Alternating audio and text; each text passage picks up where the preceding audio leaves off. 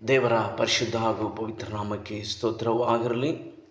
ದೇವರನ್ನು ಪ್ರೀತಿಸುವ ಪ್ರಿಯ ದೇವನ ಜನರೇ, ನಾನು ನೆನೆಸ್ತೇನೆ, ಉದಯ ಕಾಲದಲ್ಲಿ ಕರ್ತನು ನಿಮ್ಮನ್ನು ಆಶೀರ್ವಾದ ಮಾಡಿ ಕೃಪೆ ತೋರಿಸಿ ನಡೆಸಿದ್ದಾನೆಂಬುದಾಗಿ ನಾನು ನೆನೆಸ್ತೇನೆ.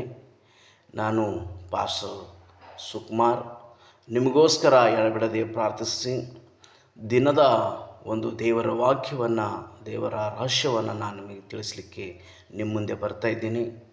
ಯಾಕಂದರೆ ದೇವರ ವಾಕ್ಯವನ್ನು ಹೇಳುತ್ತದೆ, ಎಲ್ಲರೂ ಪಾಪ ಮಾಡಿ ದೇವರ ಮಹಿಮೆಯನ್ನು ಹೊಂದದೇ ಹೋಗಿದ್ದಾರೆಂಬುದಾಗಿ. ಹಾಗಾದರೆ ಈ ದೇವರ ಸುವಾರ್ತೆಯ ಮೂಲಕನೇ ನಮ್ಮ ಪಾಪಗಳನ್ನು ತೊಳೆದುಕೊಳ್ಳಲಿಕ್ಕೆ, ಸುವಾರ್ತೆಯ ಮೂಲಕನೇ ದೇವರ ಕಡೆಗೆ ಬರಲಿಕ್ಕೆ ಈ ಸುವಾರ್ತೆನೇ ಒಂದು ಮಾರ್ಗವಾಗಿದೆ.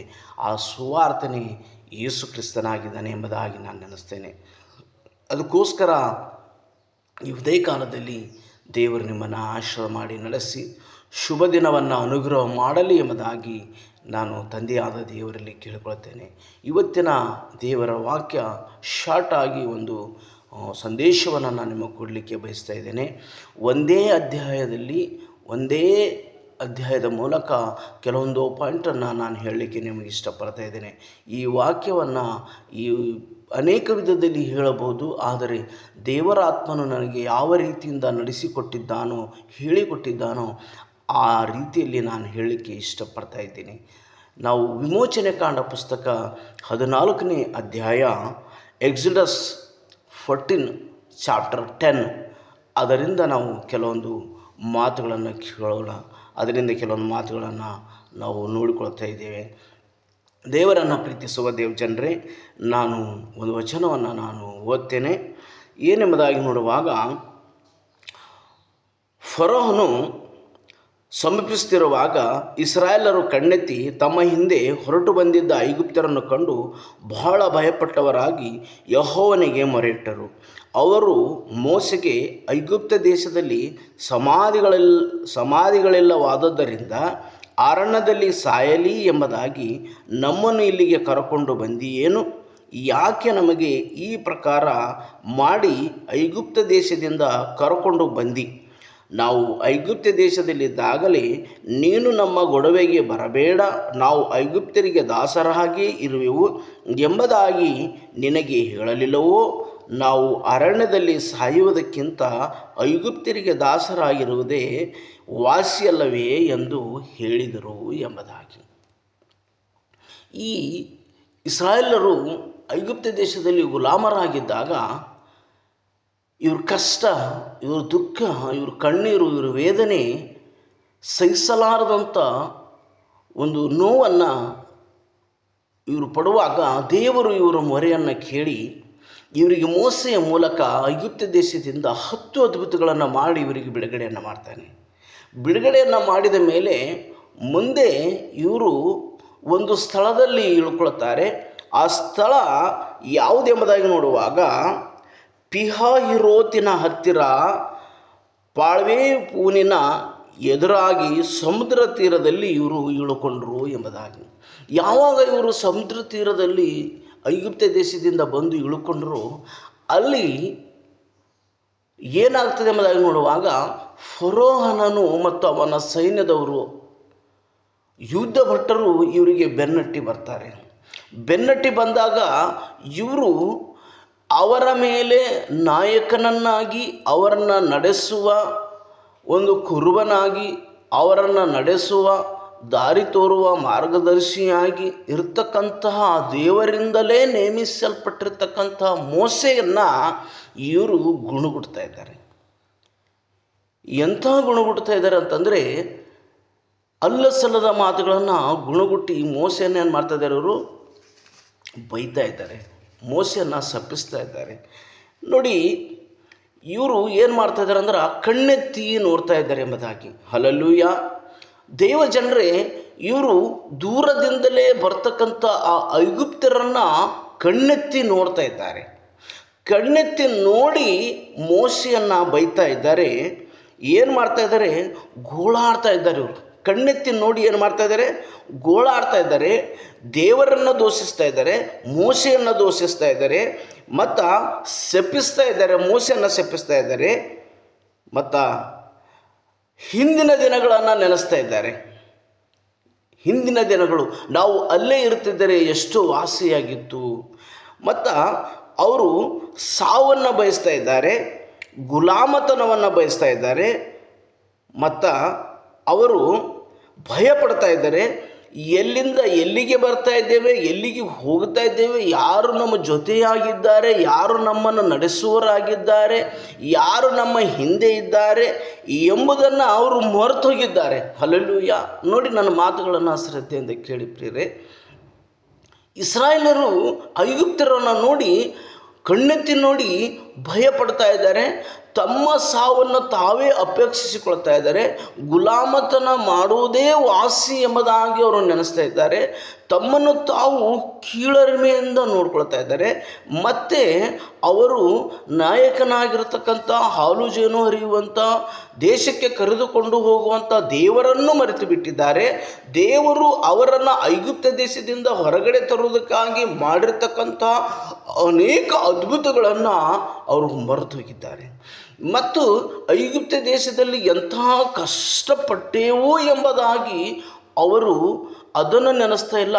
ಆ ಕಷ್ಟನೇ ನಮಗೆ ಲೇಸಾಗಿತ್ತು, ಆ ಕಷ್ಟಕ್ಕಿಂತಲೂ ನಮಗೆ ಈ ಸಾವು ಭಯಂಕರವಾಗಿದೆ ಎಂಬುದಾಗಿ ನೆನೆಸ್ತಾ ಇದ್ದಾರೆ.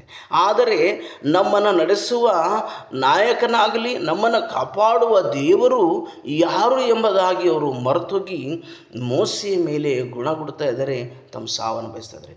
ಕರ್ತನನ್ನು ಪ್ರೀತಿಸುವ ನನ್ನ ದೇವ ಜನರೇ, ಇವತ್ತು ನಮ್ಮ ಕುಟುಂಬಗಳಲ್ಲಿಯೂ ಸಹ ನಾವು, ನಮ್ಮ ಜೀವಿತದಲ್ಲಿಯೂ ಸಹ ನಾವು, ನಮ್ಮ ಸಂಸಾರಿಕ ಜೀವಿತದಲ್ಲಿಯೂ ಸಹ ನಾವು, ನಮ್ಮ ಆಫೀಸ್ ಕೆಲಸದಲ್ಲಿಯೂ ಸಹ ನಾವು, ನಮ್ಮ ಸೇವೆ ಸಂಬಂಧವಾದ ಕೆಲಸದಲ್ಲಿಯೂ ಸಹ ನಾವು ಸ್ವತಃವಾಗಿ ಮಾಡುವಂಥ ಬಿಸ್ನೆಸ್ಗಳಲ್ಲಿಯೂ ಸಹ ನಾವು ನಮ್ಮ ಮುಂದೆ ಕೆಲವೊಂದು ಸನ್ನಿವೇಶಗಳು, ಕೆಲವೊಂದು ಸಂದರ್ಭಗಳು ಬರುವಾಗ, ಆ ಸಂದರ್ಭ ಸನ್ನಿವೇಶಗಳು ನಮಗೆ ವಿರುದ್ಧವಾಗಿ ನಿಂತಾಗ ನಾವು ಕಣ್ಣೆತ್ತಿ ಅವುಗಳನ್ನು ನೋಡಿದ ಪಕ್ಷದಲ್ಲಿ ನಾವು ಇಸ್ರಾಯೇಲರ ಹಾಗೆ ಗುಣಗುಟ್ಟುತ್ತೇವೆ. ಈ ಕೆಲಸ ಮಾಡದೇ ಇದ್ದರೆ ನಮಗೆ ಒಳ್ಳೆಯದಾಗಿತ್ತು, ಆ ಕೆಲಸನೇ ನಮಗೆ ಚೆನ್ನಾಗಿತ್ತು, ಈ ಸಂಸಾರ ನಮಗೆ ಸಾಕಾಯಿತು, ನಮಗೆ ಈ ಸಂಸಾರದಿಂದ ಬೇಸತ್ತು ಹೋಯಿತು. ಅನೇಕ ವಿಧದಲ್ಲಿ ನಾವು ಮಾತುಗಳನ್ನು ಆಡ್ತೇವೆ. ಕರ್ತನನ್ನು ಪ್ರೀತಿಸೋ ದೇವ ಜನರೇ, ಶಾರ್ಟಾಗಿ ನಾನು ಇದು ಬಹಳ ವಿಶ್ಲೇಷಣೀಯವಾಗಿ ಹೇಳಬೇಕಾದ್ರೆ ನೀವು ಕೆಲವೊಂದು ವಿಷಯಗಳನ್ನು ತಿಳ್ಕೊಳ್ತೀರಿ ಎಂಬುದಾಗಿ ನಾನು ಬಯಸ್ತಾ ಇದ್ದೇನೆ. ಅಲ್ಲಿ ನಮ್ಮ ಜೀವಿತದಲ್ಲಿ ನಾವು ಕುಂದು ಹೋಗ್ತೇವೆ, ನಮ್ಮ ಜೀವಿತದಲ್ಲಿ ನಾವು ಬಲಹೀನರಾಗ್ತೇವೆ, ನಮ್ಮ ಜೀವಿತದಲ್ಲಿ ನಾವು ಏನಪ್ಪ ಇದು ನಮಗೆ ಎಂಬುದಾಗಿ ನಮ್ಮನ್ನು ನಾವು ದೂಷಿಸಿಕೊಳ್ಳಲಿಕ್ಕೆ, ನಮ್ಮನ್ನು ನಾವು ಶಾಪ ಹಾಕ್ಕೊಳ್ಳಿಕ್ಕೆ ನಾವು ಪ್ರಾರಂಭ ಮಾಡ್ತೇವೆ.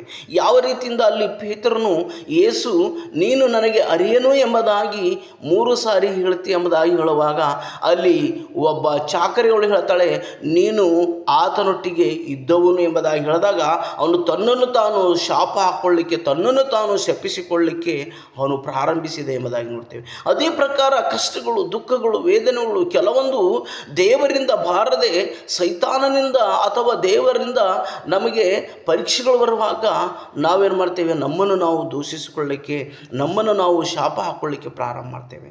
ಅದಕ್ಕಾಗಿ ಇಲ್ಲಿ ನಾವು ಯಾರನ್ನು ನೋಡುವುದಿಲ್ಲ, ಯಾರನ್ನು ನಾವು ನೆನೆಸುವುದಿಲ್ಲ, ಯಾರನ್ನು ನಾವು ನೆನಪು ಮಾಡಿಕೊಳ್ಳುವುದಿಲ್ಲ.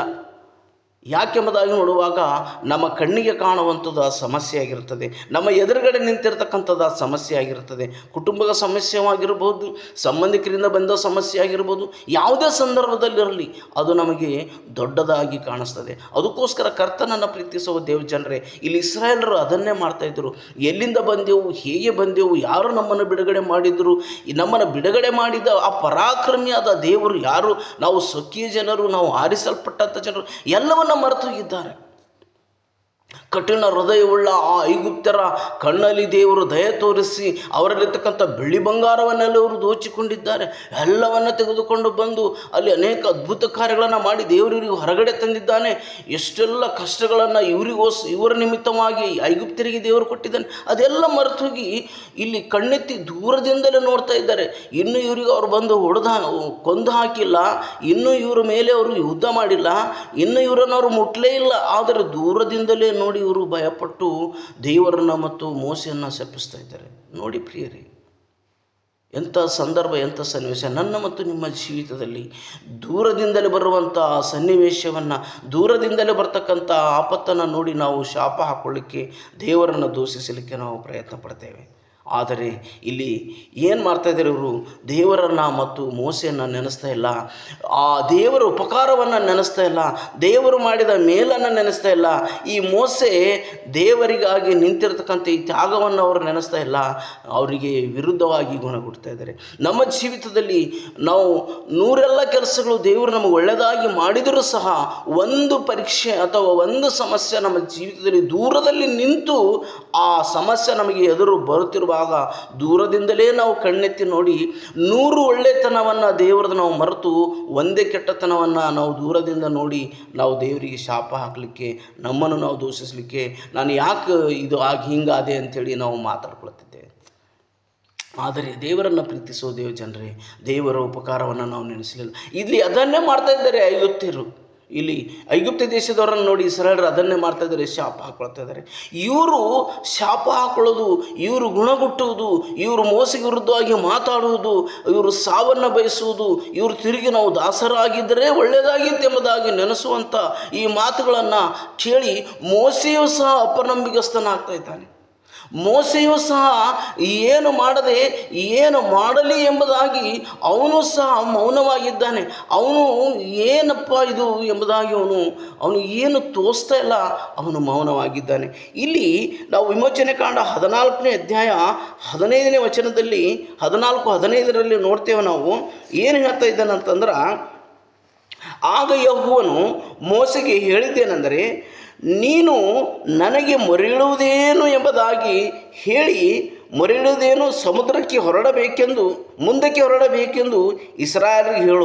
ಮತ್ತು ನೀನು ನಿನ್ನ ಕೋಲನ್ನು ಎತ್ತಿ ಸಮುದ್ರದ ಮೇಲೆ ಕೈ ಚಾಚಿ ಅದನ್ನು ವಿಭಾಗಿಸು ಎಂಬುದಾಗಿ.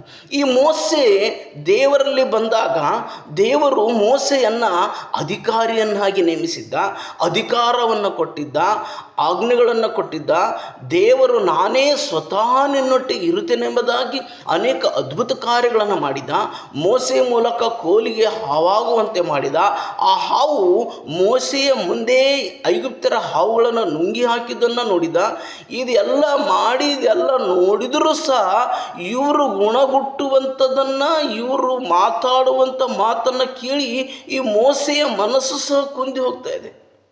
ನನ್ನಲ್ಲಿ ಎಂಥ ಅಧಿಕಾರ ಇದೆ, ನನ್ನನ್ನು ನಡೆಸುವನು ಯಾರು ಎಂಬುದಾಗಿ ನೋಡಿ ಇವನು ಏನು ಹೇಳ್ತಾ ಇದ್ದಾನೆ ಅಂತಂದರೆ, ಇಲ್ಲಿ ಮೊರೆ ಇಡ್ತಾ ಇದ್ದಾನೆ ದೇವರಿಗೆ. ದೇವರೇ, ಏನಪ್ಪ ಇದು, ಎಂಥ ವಿಷಯ ಇದು, ಐಗುಪ್ತರು ಬರ್ತಾ ಇದ್ದಾರಲ್ಲ, ನಾನು ಏನು ಮಾಡಲಿ ಅಂತೇಳಿ ಇವನು ಮೊರೆ ಇಡ್ತಾ ಇದ್ದಾನೆ. ಅಲ್ಲಿ ದೇವರು ಅವನಿಗೆ ಬೈತಾ ಇದ್ದಾನೆ ಮೋಸೆಗೆ. ಮೋಸೆ, ಮೂರ್ಖನಂತೆ ಮಾತಾಡ್ತಾ ಇದ್ದೀಯೇನು ನೀನು? ಏನು ಮಾತಾಡ್ತಾ ಇದ್ದೀನಿ ನೀನು? ಯಾಕೆ ಈ ಥರ ಮಾತಾಡ್ತಾ ಇದ್ದೀನಿ ನೀನು? ದೇವರು ಮೋಸೆಯನ್ನು ಬೈತಾ ಇದ್ದಾನೆ. ನೋಡಿ ಪ್ರಿಯರೇ, ದೇವರು ನಮಗೆ ಅಧಿಕಾರ ಕೊಟ್ಟಿದ್ದಾನೆ, ದೇವರು ನಮಗೆ ಆಶೀರ್ವಾದ ಕೊಟ್ಟಿದ್ದಾನೆ, ದೇವರು ನಮಗೆ ಕುಟುಂಬ ಕೊಟ್ಟಿದ್ದಾನೆ, ದೇವರು ನಮಗೆ ಎಲ್ಲವನ್ನು ಅನುಗ್ರಹ ಮಾಡಿದರೂ ಸಹ ದೂರದಿಂದ ಬರುವಂಥ ಕೆಲವೊಂದು ಸನ್ನಿವೇಶಗಳನ್ನು, ಕೆಲವೊಂದು ಕಷ್ಟಗಳನ್ನು, ಕೆಲವೊಂದು ಬಿರುಗಾಳಿಯನ್ನು ನೋಡಿ ನಮ್ಮನ್ನು ನಾವು ಮರೆತು ಹೋಗ್ತೇವೆ. ನಾವು ಯಾರಾಗಿದ್ದೇವೆ, ನಾವು ಯಾರಲ್ಲಿದ್ದೇವೆ, ಯಾವ ದೇವರನ್ನು ನಾವು ಸೇವಿಸ್ತೇವೆ, ಆ ದೇವರಿರ್ತಕ್ಕಂಥ ಗುಣಧರ್ಮಗಳು ಏನು, ಆ ದೇವರು ಎಂಥವನು ಎಂಬುದಾಗಿ ನಾವು ಮರೆತೋಗಿ ನಮ್ಮನ್ನು ನಾವು ದೂಷಿಸಿಕೊಳ್ಳಕ್ಕೆ ಪ್ರಾರಂಭ ಮಾಡ್ತಾ ಇದ್ದೇವೆ. ಇವರು ಆಡುವಂಥ ಮಾತುಗಳನ್ನು ಮೋಸೆ ಕೇಳಿ ಅವನು ಏನು ಮಾಡ್ತಾ ಇದ್ದಾನೆ? ತನ್ನನ್ನು ತಾನು ಮರೆತು ಹೋಗ್ತಾ ಇದ್ದಾನೆ, ತನ್ನ ಅಧಿಕಾರವನ್ನು ಮರೆತು ಹೋಗ್ತಾ ಇದ್ದಾನೆ, ನನ್ನ ಹಿಂದೆ ಇರತಕ್ಕಂಥ ದೇವರು ಯಾರು ಎಂಬುದಾಗಿ ಮರೆತು ಹೋಗ್ತಾ ಇದ್ದಾನೆ. ಅವನು ಸಹ ಅಲ್ಲಿ ಏನು ಮಾಡದೆ ಅವನು ಮೊರೆ ಇಡ್ತಾ ಇದ್ದಾನೆ. ದೇವರೇ ಹಿಂಗೆ ಮಾಡಪ್ಪ, ದೇವರೇ ಹಂಗೆ ಮಾಡಪ್ಪ, ದೇವರೇ ಏನು ಮಾಡಪ್ಪ, ಇದನ್ನೆಲ್ಲ ಮಾತಾಡ್ತಾ ಇದ್ದಾನೆ.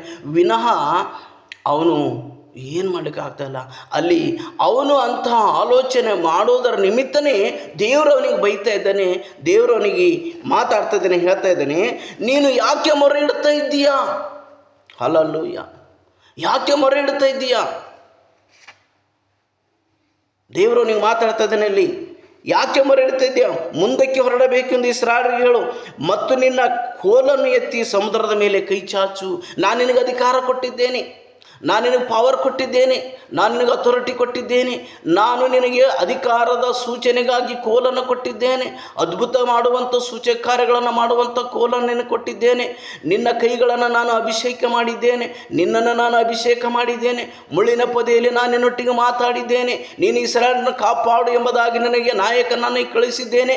ಇಂಥದ್ದೆಲ್ಲವನ್ನು ನೀನು ನಿನ್ನ ಹತ್ರ ಇಟ್ಟುಕೊಂಡು, ನನ್ನ ನಾಮವನ್ನು ಅರಿತವನಾದ ನೀನು ಇದನ್ನೆಲ್ಲ ಇಟ್ಟುಕೊಂಡು ನೀನು ಮೊರೆ ಇಡ್ತಾ ಇದೆಯಲ್ಲ, ಅಧಿಕಾರ ನಡೆಸು, ಚಲಾಯಿಸು, ನಿನ್ನಲ್ಲಿರ್ತಕ್ಕಂಥ ಬಲವನ್ನು ತೋರಿಸು, ನಿನ್ನ ಕೈಯಲ್ಲಿರ್ತಕ್ಕಂಥ ಕೋಲನ್ನು ಸಮುದ್ರದ ಮೇಲೆ ಚಾಚು, ಕೈ ಎತ್ತು.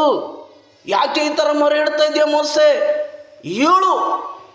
ಹಲ್ಲೆಲೂಯ. ನಾವು ಅನೇಕ ಸಾರಿ ನಮ್ಮ ಕುಟುಂಬದಲ್ಲಿ ತೋಚದೆ ನಾವು ಗುಣಗುಡ್ತೇವೆ, ಆದರೆ ದೇವರು ನಮಗೆ ಕೊಟ್ಟಿರ್ತಕ್ಕಂಥ ಅಧಿಕಾರ ನಾವು ಮರೆತು ಹೋಗ್ತೇವೆ. ಯೇಸು ಕ್ರಿಸ್ತನು ಲೋಕದಲ್ಲಿದ್ದಾಗ ಅದನ್ನು ಹೇಳ್ತಾ ಇದ್ದೇನೆ, ಹಾವುಗಳನ್ನು, ಚೇಳುಗಳನ್ನು, ವೈರಿಯ ಸಮಸ್ತ ಬಲವನ್ನು ತುಳಿಯುವುದಕ್ಕೆ ನಾನು ನಿಮಗೆ ಅಧಿಕಾರ ಕೊಟ್ಟಿದ್ದೇನೆ, ಯಾವುದು ನಿಮಗೆ ಕೇಡು ಮಾಡೋದಿಲ್ಲ. ನೀವು ಹೊರಟು ಹೋಗ್ರಿ, ದೆವ್ವಗಳನ್ನು ಬಿಡಿಸಿರಿ, ರೋಗಗಳನ್ನು ವಾಸಿ ಮಾಡಿರಿ, ಸತ್ತವರನ್ನು ಬದುಕಿಸಿರಿ, ಯಾವ ವಿಷ ಪದಾರ್ಥವೇನೇನಾದರೂ ನೀವು ಸೇವಿಸಿದರೆ ನಿಮಗೆ ಯಾವುದು ಕೇಳಾಗುವುದಿಲ್ಲ, ಹೋಗು ಎಂಬುದಾಗಿ ದೇವರು ಹೇಳಿದ್ದಾನೆ. ಆದರೆ ನಾವು ಅದನ್ನೆಲ್ಲ ಮರೆತೋಗಿ ನಮ್ಮ ಮುಂದೆ ಬರುವಂಥ ಆ ಒಂದು ಬಿರುಗಾಳಿಯನ್ನು ನೋಡಿ ನಾವು ಭಯಪಡ್ತಾ ಇದ್ದೇವೆ, ನಾವು ಯಾರು ಎಂಬುದಾಗಿ ಮರೆತು ಹೋಗ್ತಾ ಇದ್ದೇವೆ.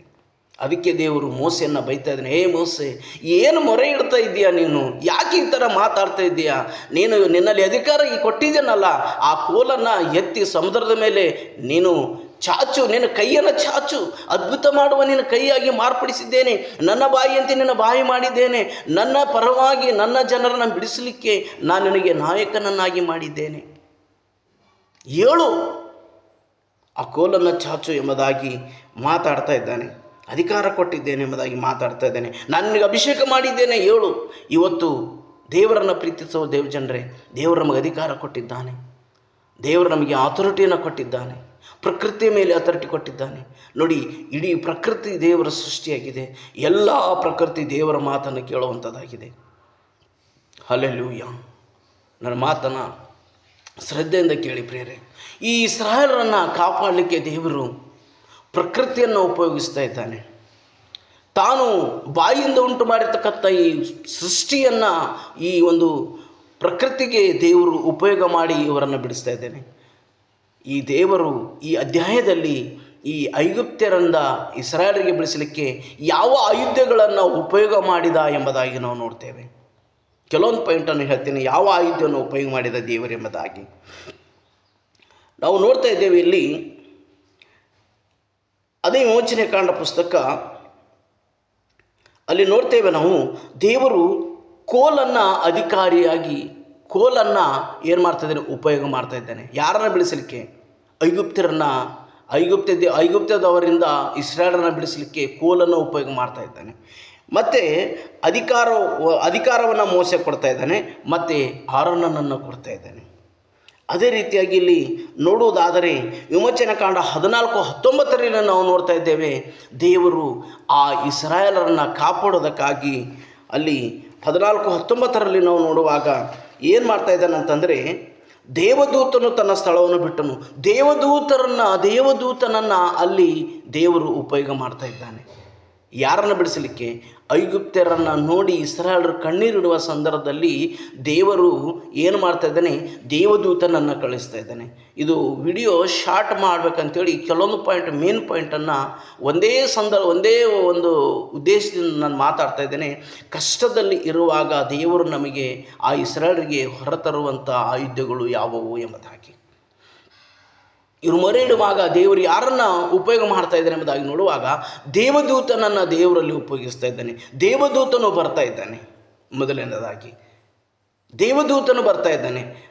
ಮೋಶೆಯ ಕೈಗಳನ್ನು ಆಶೀರ್ವಾದ ಮಾಡಿದ್ದಾನೆ, ಮೋಶೆಗೆ ಕೋಲನ್ನು ಕೊಟ್ಟಿದ್ದಾನೆ, ಮೋಶೆಗೆ ಅಧಿಕಾರ ಕೊಟ್ಟಿದ್ದಾನೆ, ಮೋಶೆಗೆ ಅಣ್ಣನಾದ ಆರೋನನನ್ನು ಸಹ ಅವನಿಗೆ ಸಹಾಯಕನನ್ನಾಗಿ ಕೊಟ್ಟಿದ್ದಾನೆ. ಇಲ್ಲಿ ಯಾರು ಬರ್ತಾ ಇದ್ದಾರೆ ಎಂಬುದಾಗಿ ನೋಡುವಾಗ ಇಲ್ಲಿ ದೇವದೂತನು ಬರ್ತಾ ಇದ್ದಾನೆ. ಎರಡನೇದಾಗಿ ನೋಡುವಾಗ ಮೇಘಸ್ತಂಭವು ಬರ್ತಾ ಇದೆ. ಯಾರನ್ನು ಕಾಪಾಡಲಿಕ್ಕೆ?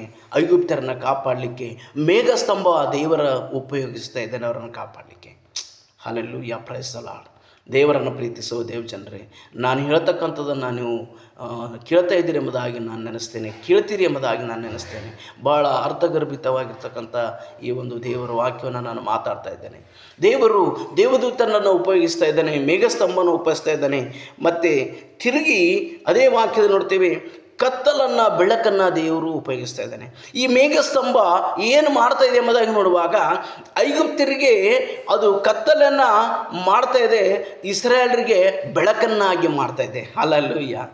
ನಿನಗೆ ವಿರುದ್ಧವಾಗಿ ಬಂದಿರತಕ್ಕಂಥ ಸಮಸ್ಯೆಗಳು, ನಿನ್ನ ಕುಟುಂಬದ ಜೀವನದಲ್ಲಿ ನಿನಗೆ ವಿರುದ್ಧವಾಗಿ ಬಂದಿರತಕ್ಕಂಥ ಈ ಒಂದು ಸಮಸ್ಯೆಗಳು, ಆ ಸಮಸ್ಯೆಗಳು ನಿನಗೆ ದೇವರು ಸಮಸ್ಯೆಗಳಲ್ಲಿ ನಿನ್ನ ವೈರಿಗೆ ಕತ್ತಲೆಯನ್ನಾಗಿ ಮಾಡ್ತಾನೆ, ನಿನಗೆ ಬೆಳಕನ್ನಾಗಿ ಮಾಡ್ತಾನೆ. ಅಂದರೆ ಬೆಳಕು ದೇವರಾಗಿದ್ದಾನೆ, ನಿನ್ನ ಪಕ್ಷ ದೇವರಾಗಿರ್ತಾನೆ, ದೇವರೇ ಸ್ವತಃ ನಿನ್ನ ಒಟ್ಟಿಗಿರ್ತಾನೆ.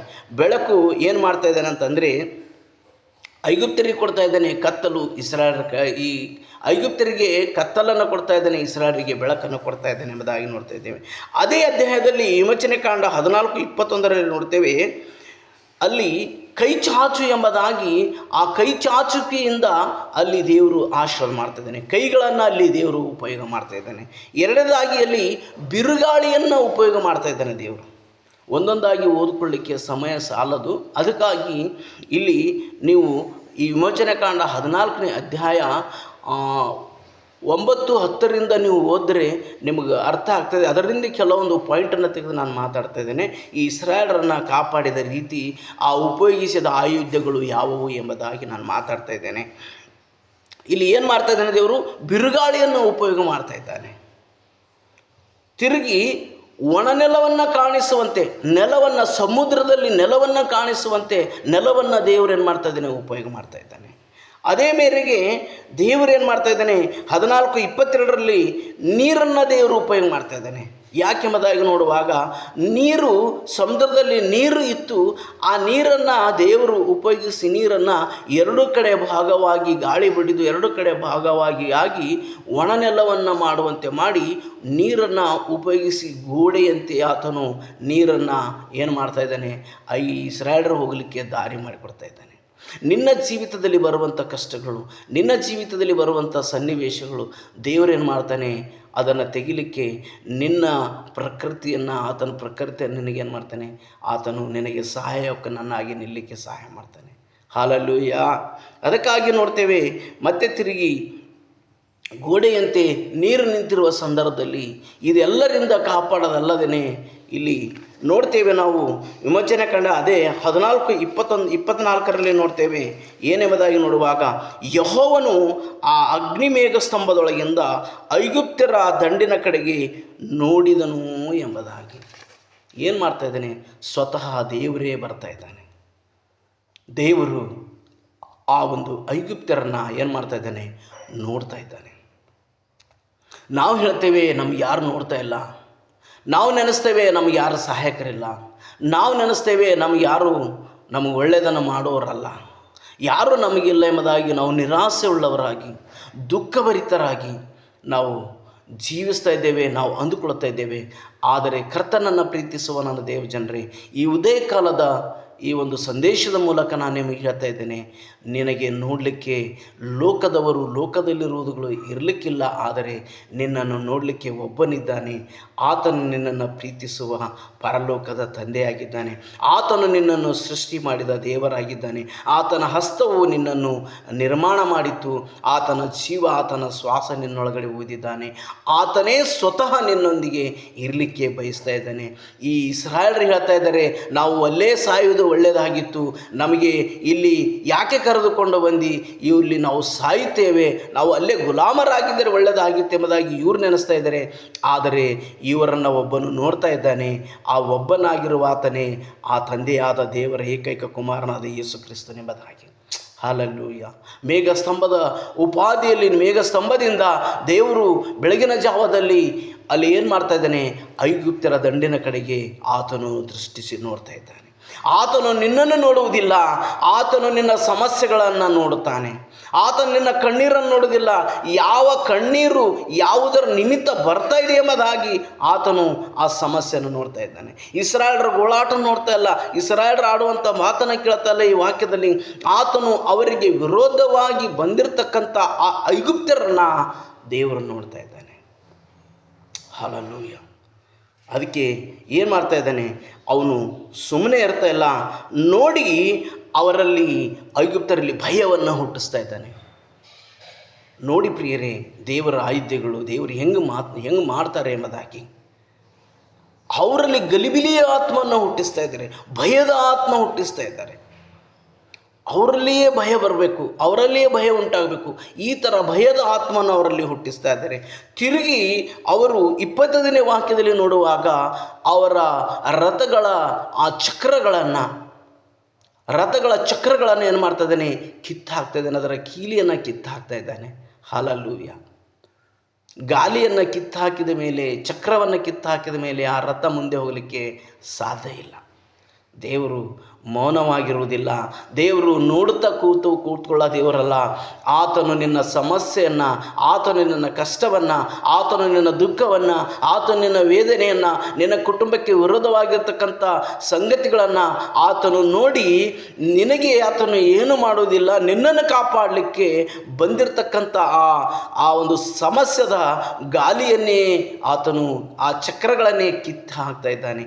ಯಾವಾಗ ಅದರ ಚಕ್ರವನ್ನು ಕಿತ್ತು ಹಾಕ್ತಾನೋ ಆ ಸಮಸ್ಯೆ ನಿನ್ನ ಹತ್ರ ಬರಲಿಕ್ಕೆ ಸಾಧ್ಯನೇ ಇಲ್ಲ. ಯಾಕಂದರೆ ಆ ಸಮಸ್ಯೆ ಬರಲಿಕ್ಕೆ ಯಾವ ಚಕ್ರಗಳು ಅದಕ್ಕೆ ಬೇಕಾಗಿತ್ತೋ ಆ ಚಕ್ರನೇ ಆತನು ತೆಗೆದು ಹಾಕ್ತಾ ಇದ್ದಾನೆ. ಹಲ್ಲೆಲೂಯಾ. ಅದಕ್ಕೆ ದೇವರು ದಂಡಿನ ಕಡೆ ನೋಡಿ ಅವರಿಗೆ ಭಯ ಹುಟ್ಟಿಸ್ತಾ ಇದ್ದಾನೆ, ಅವರ ಚಕ್ರಗಳನ್ನು ತೆಗೆದು ಹಾಕ್ತಾ ಇದ್ದಾನೆ. ಮತ್ತು ಅಲ್ಲಿ ನೋಡ್ತೇವೆ 28ನೇ ಅಧ್ಯಾಯದಲ್ಲಿ ಸಮುದ್ರವು ಅವರನ್ನು ಏನು ಮಾಡ್ತಾ ಇದೆ, ಮುಳುಗಿಸಿ ಬಿಡ್ತಾ ಇದೆ. ಸಮುದ್ರ ಏನು ಮಾಡ್ತಾ ಇದೆ, ಅವರನ್ನು ಮುಳುಗಿಸಿ ಬಿಡ್ತಾ ಇದೆ. ನೀನು ಹೇಳ್ತಾ ಇದ್ದೀಯ ನನಗೆ ಸಮಸ್ಯೆ ಇದೆ, ಸಮಸ್ಯೆಕ್ಕಿಂತಲೂ ದೇವರಲ್ಲಿ ಆ ಸಮಸ್ಯೆಯನ್ನೇ ನುಂಗು ಹಾಕುವಂಥ ದೊಡ್ಡ ಸಮಸ್ಯೆ ದೇವರಿಟ್ಟಿದ್ದಾನೆ. Praise the lord. ಹಲ್ಲೆಲೂಯಾ. ಈ ಇಸ್ರಾಯೇಲರು ಅಳ್ತಾ ಇದ್ದಾರೆ, ಐಗುಪ್ತರು ಇಷ್ಟು ಜನರು, ಯುದ್ಧ ಭಟರು, ಫರೋಹನ ಸೈನ್ಯವು, ನಾವು ಏನು ಮಾಡುವುದು ಎಂಬುದಾಗಿ.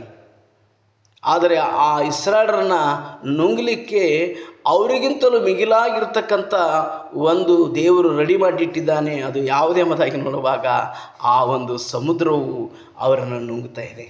ಹಲ್ಲೆಲೂಯಾ. ನೀನು ನೆನೆಸ್ತಾ ಇದೆಯಾ, ನನ್ನ ಕಷ್ಟ ಇದೆ, ನನ್ನ ವೇದನೆ ಇದೆ ಎಂಬುದಾಗಿ.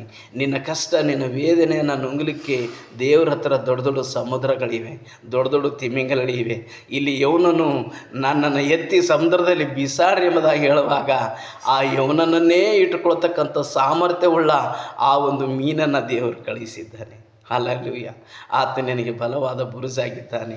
ನೀನು ಮರೆಯಬೇಡ ಪ್ರಿಯ, ನಿನ್ನ ಕಷ್ಟದಲ್ಲಿ ದೇವರು ನಿನಗೆ ಸಹಾಯ ಮಾಡುವುದಿಲ್ಲ ಎಂಬುದಾಗಿ, ನನ್ನ ಕಷ್ಟದಲ್ಲಿ ದೇವರು ನನಗೆ ನೋಡುವುದಿಲ್ಲ ಎಂಬುದಾಗಿ ನೀನು ನೆನೆಸ್ತೀಯ.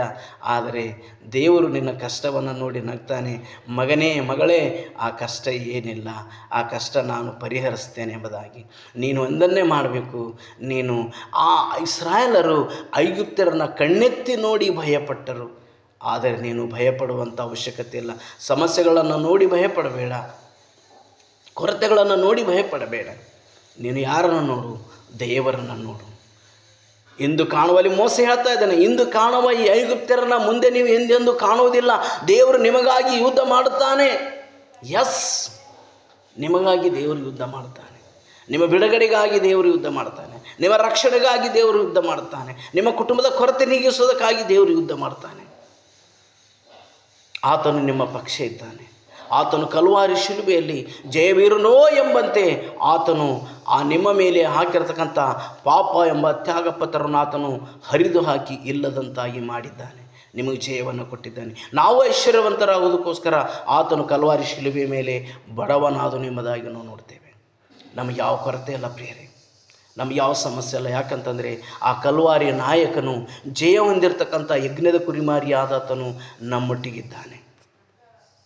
ಸಮಸ್ಯೆಗಳು ಬರ್ತವೆ, ಆದರೆ ಸಮಸ್ಯೆಗಳೇ ನಮಗೆ ಸಮಸ್ಯೆಗಳಲ್ಲ. ಸಮಸ್ಯೆಗಳಿಗಿಂತಲೂ ಮಿಗಿಲಾಗಿರ್ತಕ್ಕಂಥ ಒಬ್ಬಾತನಿದ್ದಾನೆ. ಆತನು ತಂದೆಯಾದ ದೇವರು ಯಜ್ಞದ ಕುರಿಮರಿಯಾಗಿ ಕಳುಹಿಸತಕ್ಕಂಥ ಯೇಸು ಕ್ರಿಸ್ತನು. ಯೇಸು ಕ್ರಿಸ್ತನು ಒಬ್ಬನೇ ಅಲ್ಲ, ದೇವರ ಆತ್ಮನೂ ಸಹ ನಮ್ಮೊಟ್ಟಿಗೆ ವಾಸ ಮಾಡ್ತಾ ಇದ್ದಾನೆ. ದೇವರ ಆತ್ಮನು ನಮ್ಮೊಟ್ಟಿಗಿದ್ದಾನೆ. ಅದಕ್ಕಾಗಿ ಹೇಳ್ತಾ ಇದ್ದಾನೆ, ದೇವರಿಗೆ ಒಳಗಾಗಿರಿ, ಸೈತಾನನ್ನು ಎದುರಿಸಿರಿ, ಆಗ ಆತನು ನಿಮ್ಮನ್ನು ಬಿಟ್ಟು ಓಡಿ ಹೋಗುವನು ಎಂಬುದಾಗಿ. ಒಂದನ್ನೇ ಮಾಡು, ನೀನು ಕಷ್ಟ ಕಣ್ಣೀರಿನ ವೇದನೆ ಸಮಯದಲ್ಲಿ ದೇವರನ್ನು ಆಶ್ರಯಿಸಿಕೊ. ಸಮಸ್ಯೆಗಳನ್ನು ನೋಡಿ ದುಃಖ ಪಡಬೇಡ, ಸಮಸ್ಯೆಗಳನ್ನು ನೋಡಿ ಕಣ್ಣೀರಿಡಬೇಡ, ಸಮಸ್ಯೆಗಳೇ ದೊಡ್ಡದೆಂಬುದಾಗಿ ನೀನು ಪರಿಗಣಿಸಬೇಡ, ಸಮಸ್ಯೆಗಳನ್ನು ನೋಡಿ ನೀನು ವ್ಯಥೆ ಪಡಬೇಡ. ಸಮಸ್ಯೆಗಳನ್ನು ಮಿಗಿಲಾಗಿರ್ತಕ್ಕಂಥ ನಿನ್ನ ದೇವರು, ಅವುಗಳಿಂದ ನಿನ್ನನ್ನು ಕಾಪಾಡಲಿಕ್ಕೆ ಆತನು ಈ ಲೋಕಕ್ಕೆ ಬಂದಿದ್ದಾನೆ. ಗೊತ್ತು ಆತನಿಗೆ ನಿನ್ನ ಸಮಸ್ಯೆಯಲ್ಲಿ ಕಷ್ಟ ಆಗ್ತದೆ ಎಂಬುದಾಗಿ, ಸಮಸ್ಯೆಯಲ್ಲಿ ನೀನು ಬಿದ್ದೋಗ್ತಿ ಎಂಬುದಾಗಿ ಗೊತ್ತು ಆತನಿಗೆ.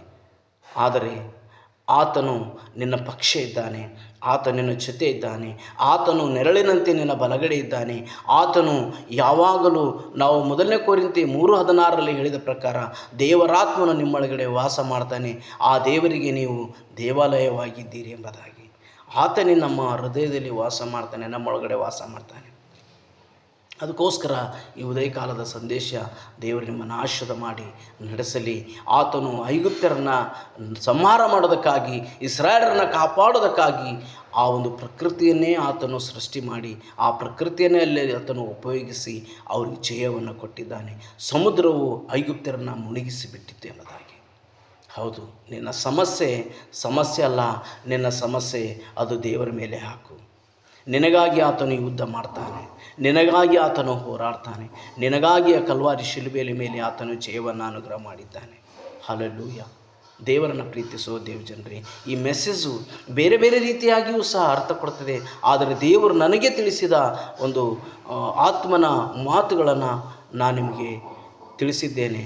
ದೇವರು ಈ ಮಾತನ್ನು, ಈ ವಾಕ್ಯವನ್ನು ಆಶೀರ್ವಾದ ಮಾಡಿ ನಡೆಸಲಿ ಎಂಬುದಾಗಿ ನಾನು ಹಾರೈಸ್ತೇನೆ.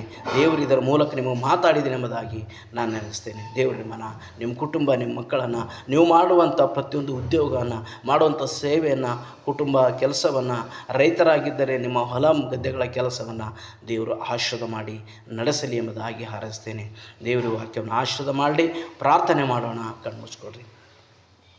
ನಮ್ಮನ್ನು ಬಹಳವಾಗಿ ಪ್ರೀತಿ ಮಾಡುವ ಪರಲೋಕದ ತಂದೆಯಾದ ದೇವರೇ, ನಿನ್ನ ಪರಿಶುದ್ಧ ಹಾಗೂ ಪವಿತ್ರ ನಾಮಕ್ಕೆ ಸ್ತೋತ್ರವಾಗಿರಲಿ. ಕರ್ತನೇ, ಇವತ್ತಿನ ಉದಯ ಕಾಲದಲ್ಲಿ ನಮ್ಮೊಟ್ಟಿಗೆ ಮಾತಾಡಿದ್ದೆ, ಅದಕ್ಕಾಗಿ ಸ್ತೋತ್ರ. ಈ ಕರ್ತನಿನ ಸಂದೇಶವನ್ನು ಕೇಳಿರ್ತಕ್ಕಂಥ ಎಲ್ಲರಿನ ಮಕ್ಕಳನ್ನು ಆಶೀರ್ವಾದ ಮಾಡು. ಇವ್ರ ಕುಟುಂಬ, ಇವ್ರ ಜೀವಿತ, ಮಾಡುವಂಥ ಕೈ ಕೆಲಸ ಪ್ರತಿಯೊಂದನ್ನು ಆಶೀರ್ವಾದ ಮಾಡು. ಕಷ್ಟ, ಕಣ್ಣೀರು, ದುಃಖ, ವೇದನೆ, ಸಮಸ್ಯೆಗಳಲ್ಲಿ ಮಕ್ಕಳು ಹಾದು ಹೋಗ್ತಾ ಇದ್ದಾರೆ, ರೋಗದಲ್ಲಿ ಹಾದು ಹೋಗ್ತಾ ಇದ್ದಾರೆ. ನೀನು ಐಗುಪ್ತ್ಯರಿಂದ ಕರ್ತನೆ ಇಸ್ರಾಯೇಲರನ್ನು ಕಾಪಾಡಲಿಕ್ಕೆ ಯಾವ ಒಂದು ಆಯುಧಗಳನ್ನು ಕರ್ತನೆ ಅಪ್ಪ ದೇವರೇ ನೀನು ಉಪಯೋಗ ಮಾಡಿದೆಯೋ ಕರ್ತನೆ ಅಪ್ಪ, ನಿನ್ನ ಅಮೂಲ್ಯವಾದ ರಕ್ತ ಇವರ ಮೇಲೆ ಸುರಿಸಿ ಕರ್ತನೆ, ನಿನ್ನ ಗಾಯವುಳ್ಳ ಹಸ್ತ ಇವರ ಮೇಲೆ ಚಾಚಿ ಕರ್ತನೆ, ವಾಕ್ಯವೆಂಬ ಕರ್ತನೆ ಆ ಒಂದು ಮನ್ನವನ್ನು ಇವರ ಮೇಲೆ ಸುರಿಸಿ ಇವರನ್ನು ಗುಣಪಡಿಸು, ಇವರನ್ನು ಆಶೀರ್ವಾದ ಮಾಡು. ಹಾಗೆ ಮಾಡಿದಕ್ಕಾಗಿ ಸ್ತೋತ್ರ. ಕರ್ತನೆ, ಕೇಳಿರ್ತಕ್ಕಂಥ ಎಲ್ಲ ಮಕ್ಕಳನ್ನು ಆಶೀರ್ವಾದ ಮಾಡು, ನಮ್ಮನ್ನು ಸಹ ಆಶೀರ್ವಾದ ಮಾಡು ಕರ್ತನೆ. ಕೃಪೆ ತೋರಿಸು, ಬಲಪಡಿಸು. ಹಾಗೆ ಮಾಡಿದಕ್ಕಾಗಿ ಸ್ತೋತ್ರ.